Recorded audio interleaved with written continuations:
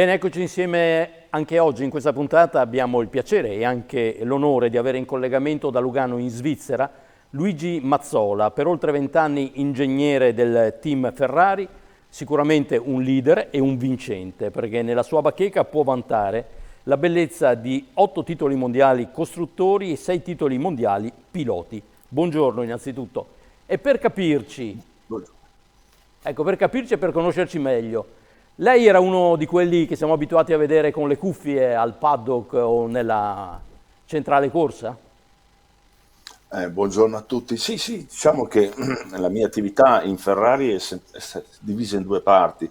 Una prima parte dove ero in gara, quindi quello con le cuffie al paddock, e la Race seconda engineer. parte race engineer, e nella seconda parte invece a capo di tutto ciò che era lo sviluppo attraverso i test, quindi diciamo quella squadra che non era in evidenza, no, diciamo nei weekend di gara, ma è quello che faceva tutto il lavoro di base per far sì che la macchina poi potesse vincere o essere affidabile. Quindi ero sempre in pista, ma non nel paddock gara. Di tutti questi campionati del mondo che ha conquistato, ce n'è uno che ricorda con particolare piacere? Certamente il primo piloti, il 2000. Il 2000. Il 99 vincemmo il campionato costruttori, ma il 2000 con il campionato mondiale piloti, oltre che il costruttore, ha tutto una, diciamo, un'enfasi dietro che dei grandi ricordi. L'ultimo ricordo di quell'anno fu l'abbraccio commovente, piangendo con l'avvocato Montezemolo. Oggi lei fa il commentatore di gare di Formula 1 per i network nazionali. Dicevo all'inizio, la possiamo sicuramente definire un leader, una persona vincente, ad iniziare dall'aver realizzato un sogno, perché prima fuori onda mi raccontava che già a 16 anni lei si vedeva in pista con la Ferrari. Esatto, esatto, esatto. Sempre stato, cioè in quegli anni ho maturato proprio la passione per il mondo delle macchinine, facevo di tutto, dal modellismo a quello che era, e l'idea era proprio quella di diventare, essere un ingegnere della Ferrari, quindi già a 16-17 anni, siccome c'era mio fratello che studiava per ingegneria, io già mi leggevo i libri di ingegneria, cercavo di capire, di vedere, di anticipare le cose. E poi tutto il mio percorso è andato in quella direzione, perché abitavo a Roma all'epoca, e da Roma, come fuorisede, sono andato a Torino a finire gli studi per prendere la laurea in ingegneria meccanica e in costruzioni automobilistiche. E quindi tutto è stato, diciamo, in qualche modo progettato, pianificato, ma non solo da me, ma non so da che cosa, no, in qualche modo mi ha aiutato per arrivare, che era abbastanza difficile a 26 anni o 25-26 anni in Ferrari. Quando ha terminato il suo rapporto con la Ferrari, intanto ci avviciniamo anche alla nuova pagina professionale della sua vita, Sì. avrebbe potuto andare in un altro team a prescindere dalle opportunità o sarebbe stato un tradimento nel suo modo di sentire? Allora, certamente avrei potuto, ma dopo 20 anni in questo mondo, Ferrari, che ritengo essere il migliore a livello di esperienza per un ingegnere, e avendo questa passione per la macchina rossa, non ho voluto passare da un'altra parte. L'avrei vista come un tornare indietro, no? E soprattutto non vedermi proprio coerente con quello che è stato il mio passato. E quindi ho voluto riscrivere un foglio bianco, quindi ho cambiato totalmente mestiere a 47 anni su una base non conosciuta, ma alla fine ha dato i suoi frutti. Nel comunicato che me l'ha presentata è scritto dalla tecnologia alla spiritualità. Lo dico con un sorriso. Quando Sì, l'ho letto pensavo avesse deciso di fare il frate trappista. In realtà è un'altra sì, cosa. sì. Qui parliamo di emozioni. Come collegare un mondo tecnologico come quello della Formula 1 alle emozioni, che paiono proprio tutto un altro aspetto?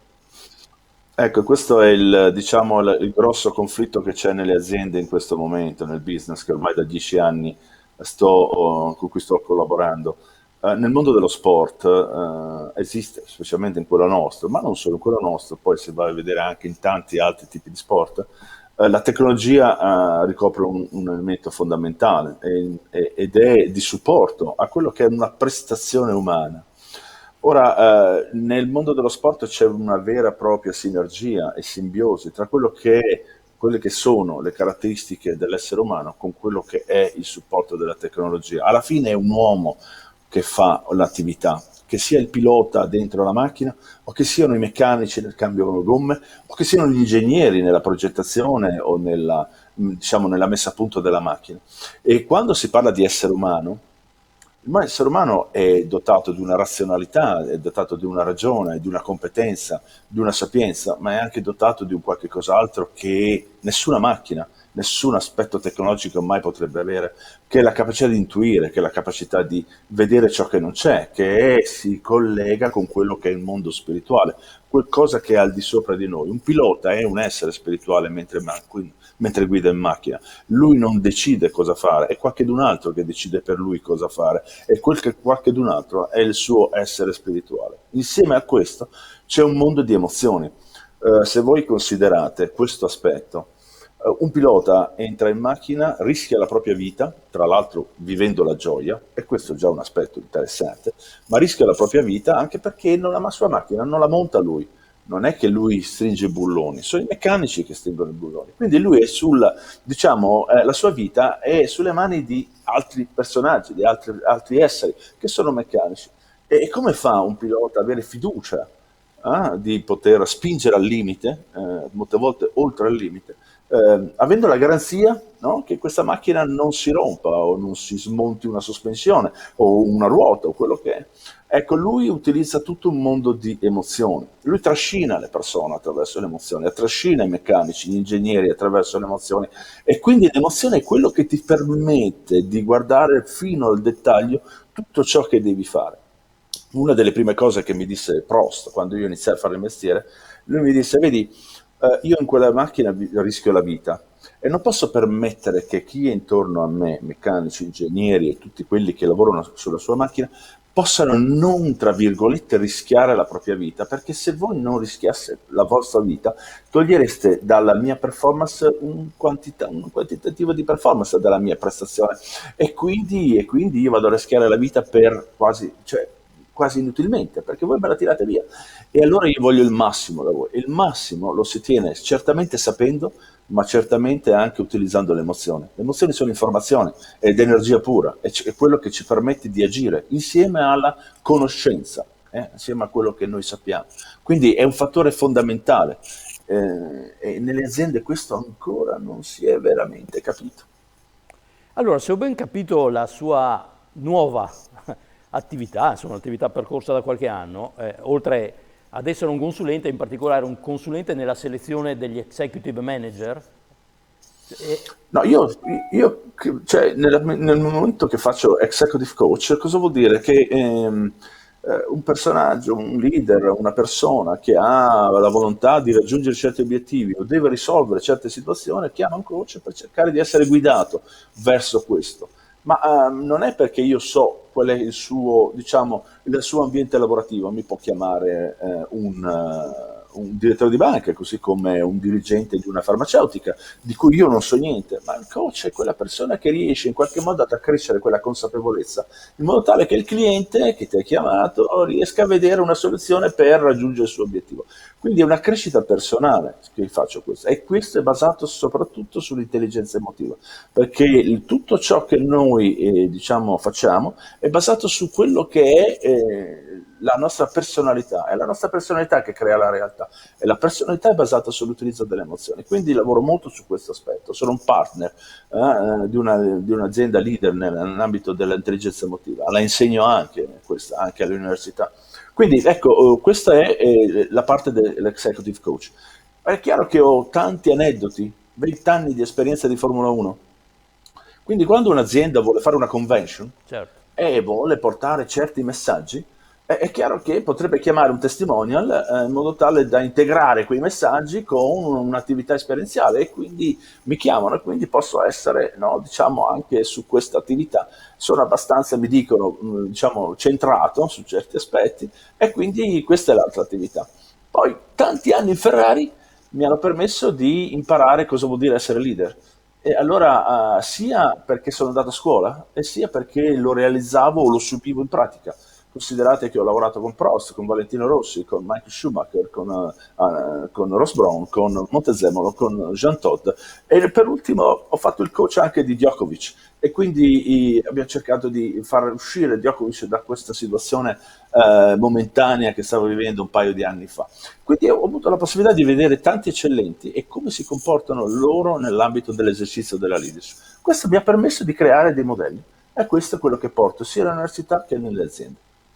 Per concludere, una cosa che mi ha incuriosito a leggere le note, si scrive, lei ha dovuto vendere progetti e soluzioni a persone difficili come appunto Prost, Schumacher, Todt o Cordero di Sì, Montezemolo. Da qui la creazione di un modello di sales coaching. Eh, esatto. quindi anche le idee vanno vendute, non solo Eh sì, proposte. eh sì, eh sì, alla fine dobbiamo vendere quello che noi pensiamo essere la cosa più giusta. E lì ho avuto a che fare con persone che ti ascoltavano 3 minuti e dovevano accettare una tua proposta. E quindi diciamo che non era così banale, però ecco, ho cominciato a mettere insieme alcune cose. Sono sempre stato curioso nella mia vita e cercare di vedere quello che si poteva in qualche modo dare un modo per fare, no? Faccio l'esempio di una torta. Una torta, uno legge, sì, mangia una torta e la vede, è bellissima, è buonissima, però ci sono degli ingredienti, una certa quantità di ciascun ingrediente e anche il modo di amalgamarli. Ecco, l'ingegnere, la mia attività ingegneristica è stata quella intanto la fortuna di vedere e di poter assaggiare questa torta e poi riuscire a capire quali sono gli ingredienti e come, quanto ne devono essere di questi e come amalgamarli. E questo mi porta a poter spiegare come essere leader efficace nell'ambito nel management, oppure come essere un venditore delle proprie idee per quanto riguarda invece il mondo del sales. E quindi, pur non avendo venduto niente nella mia vita, perché ho sempre cercato di fare andare forte una macchina di Formula 1, riesco in qualche modo anche a far capire quali sono gli elementi necessari per poter essere efficaci nella proposizione delle proprie idee o dei propri prodotti. Grazie, la ringraziamo per il tempo che ci ha dedicato. Esprimo tutta la mia invidia per la location che lei ha alle spalle, composta da caschi, immagino, di grande pregio e di C'è sicuro... Badoer, lo vede? C'è il casco di Badoer.